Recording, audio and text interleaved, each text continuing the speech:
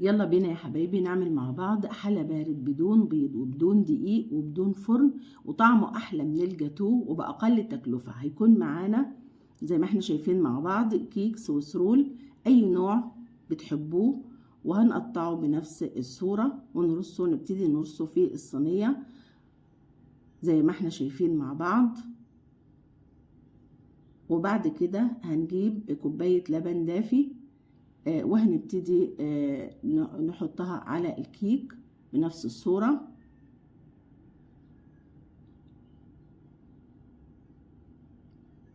بعد كده هنبتدي نحضر طبقة الكريم شانتيه. هنجيب كوباية كريم شانتيه ونحط عليها كوبايتين لبن بشرط يكون بارد جدا، ونبتدي نقلبه في البداية من غير ما نشغل المضرب. وبعد كده هنشغل المضرب في البداية على أقل سرعة، وبعدين هنبتدي نعلي السرعة ونضربه مع بعض لحد ما القوام يكون بالشكل ده.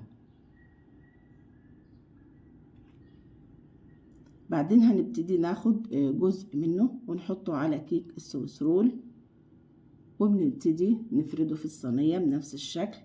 وبعدين هنحط تاني كمان معانا طبقة كيك سويس رول، وانا جبت نوع كيك مختلف علشان نغير في الطعم، يكون في اختلاف في الطعم.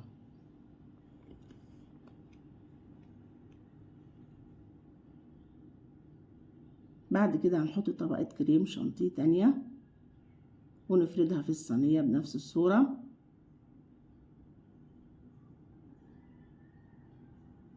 بعد كده هنشيل الصينية ونحطها في التلاجة ونبتدي نحضر الشوكولاتة. انا جبت شوكولاتة مطبخ عادية مش دارك وكسرتها بنفس الصورة. نبتدي نحطها في كوباية ونحط عليها ربع كوباية لبن ساخن جدا ومكعب زبدة، ونبتدي نقلبهم مع بعض علشان يتسيح معانا.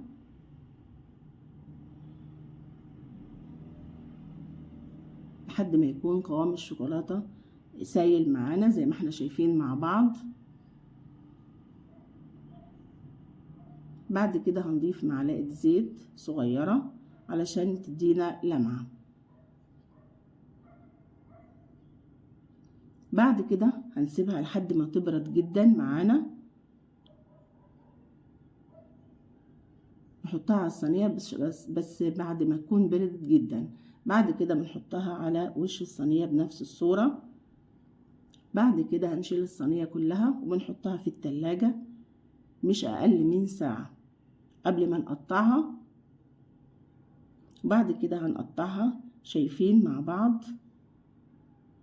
بعد ما قطعناها